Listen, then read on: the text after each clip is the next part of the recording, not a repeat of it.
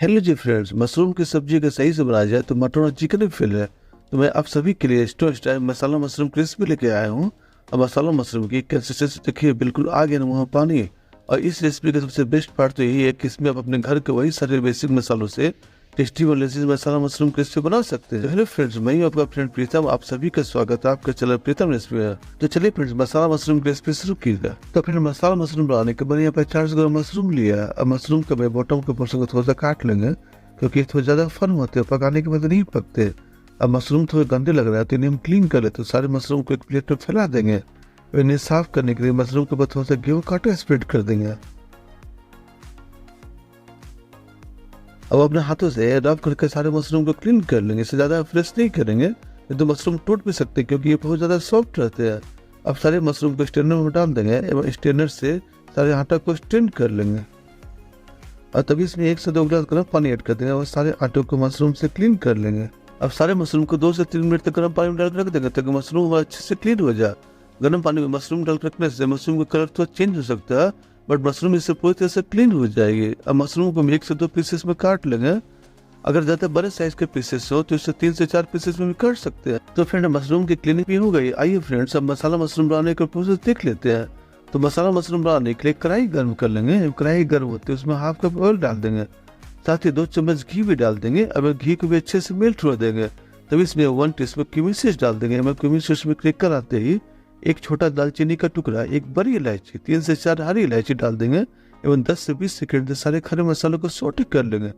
तभी इसमें 3 medium size के प्याज को फाइन चॉपर डाल देंगे एवं प्याज को हमें हाई फ्लेम पर कंटिन्यूसली स्टर करते हुए भूनना है, ताकि प्याज जल्दी गोल्डन कलर में आ जाए।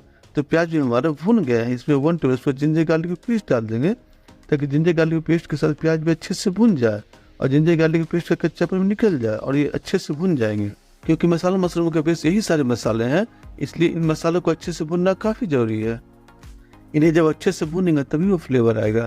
तब सारे मसाले हमारे भून गए हैं। अब इसमें कुछ मसाला पाउडर ऐड करेंगे। तो सबसे पहले इसमें जाएगा हाफ टी स्पून हल्दी पाउडर, 1 चम्मच कश्मीरी लाल मिर्च पाउडर, साथ ही 3 स्लिट की हुई हरी मिर्च एवं 1 चम्मच धनिया पाउडर, 1 चम्मच जीरा पाउडर। अब सारे मसाले को अच्छे से हम भून लेंगे। साथ ही 3 से 4 चम्मच पानी इसमें ऐड करें, ताकि मसाले में जले नहीं और मसाले में अच्छे से भून जाए। अब सारे मसालों को अच्छे से भून लेंगे और तभी इसमें 3 मीडियम साइज के टमाटर से बना टमाटर फिर इसमें डाल देंगे। अब मसाले के साथ टमाटर को अच्छे से मिला लेंगे। तभी इसमें 1 टीस्पून नमक ऐड कर देंगे और इसे भी स्टर कर लेंगे। साथ ही मसाले और टमाटर को जल्दी मैसे बनाने के लिए आप इसे ढककर 2 से 3 मिनट तक पका सकते हैं। अब देखिए फ्रेंड्स, टमाटर मसाले में अच्छे से भून गया है, मसाले से सेपरेट होना शुरू हो गया है।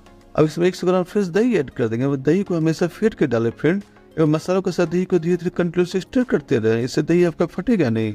और साथ ही इसमें 10 से 12 काजू को गर्म पानी में सोख करके बनाया हुआ काजू का पेस्ट भी डाल देंगे और काजू के पेस्ट को थोड़ी देर तक पका लेंगे।